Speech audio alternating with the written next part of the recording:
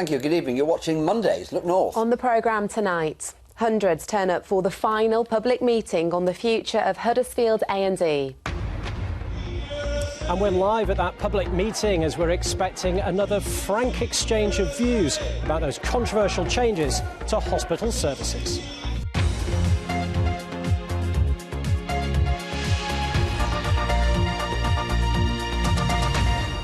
Our top story, a final public meeting is taking place tonight in Huddersfield into controversial plans to reorganise hospital services, which include closing the town's A&E and moving it to Halifax. Campaigners have warned that the changes could cost lives, but the local NHS says it will improve care.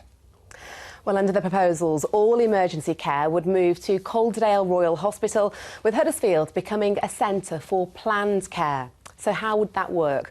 Well, the A&E unit at the HRI, which currently sees 70,000 patients a year, would close, and those services would be transferred to a custom-built facility at the Calderdale Royal Hospital. Both sites would develop urgent care centres to deal with non-life-threatening injuries.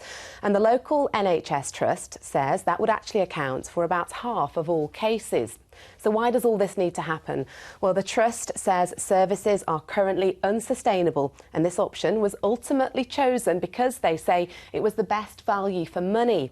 But campaigners have raised concerns about increased travel times and about how a town the size of Huddersfield could be left without its own A&E. Well, our health correspondent Jamie Coulson is at tonight's meeting, where, Jamie, I imagine emotions are running quite high, aren't they? Yes, they are, and they're expecting another packed public meeting here in Huddersfield. Over 500 tickets have been issued for tonight's event. And, of course, this meeting was actually only brought together because so many people turned up to the last one that not everyone could get in. Anyway, earlier today, we brought together one of the doctors who will make the final decision in all of this with one of the campaigners who is opposed to the plans that are being put forward. And we started by discussing why Huddersfield should lose its A&E. We have designed these proposals for the two hospitals to give higher quality healthcare. We know that some people will have to travel further to get to the emergency centre in Calderdale, but this is a journey that's worth making because they will receive higher quality care and, generally speaking, they'll be in the back of an ambulance. So there you go, Natalie. It's going to be better for you, better for people.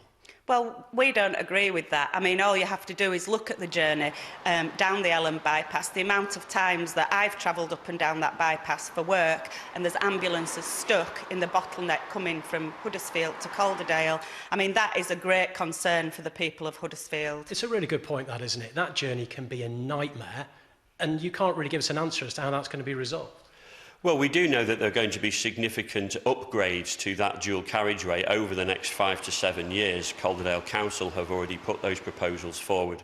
But we've had the ambulance service involved in these proposals, and they have told us that they have significant problems getting to Bradford Royal Infirmary and Leeds because these are city centres that get busy as well, and they're confident that they'll get their ambulances through. Do you accept something has to change? Yes, I do accept something has to change. I think that some services may have to be streamlined, but the loss of our accident and emergency department is just not acceptable to the people of Huddersfield. Whilst we do anticipate there has to be changes, and care will change, and care closer to home, all that will change, and we get that. So what do you suggest? Well, what we would suggest is go back to the drawing board, go back and look over your other options. I mean, there was the idea of a super hospital at Ainley Top, that kind of thing. OK, what about other options? What about a super hospital? OK, we know that these proposals are going to involve significant investment that we're going to have to maybe borrow from the Treasury. And we've had to go to the most affordable option, and a new super hospital at Ainley Top would not be affordable. This is the best affordable option that we can come up with. Are you happy that lives won't be lost because of these changes? I am convinced that these changes are going to save lives, and that was the reason we started this process. Are you happy with that? No, we're not happy with it. What we would say is, what we've been asking for all through this consultation, is for the public to be listened to, and perhaps for us to have more than one option to be able to consult upon. So what we would ask is for the CCG to go back to the drawing board. So just the tip of the iceberg there, really, in terms of some of the questions and concerns that people still have. That meeting inside the John Smith Stadium started just a few minutes ago. It'll run until 8:30 tonight. After today, there are still 2 weeks left of this public consultation. It runs until June the 21st. After that, they'll gather all the evidence together and come up with a final decision sometime in October. But what the local NHS is saying at the moment is you still have 2 weeks to have your say. Thank you, Jamie, and we will bring you more from that public meeting in our late bulletin, which is on at the later time this evening of 11 o'clock.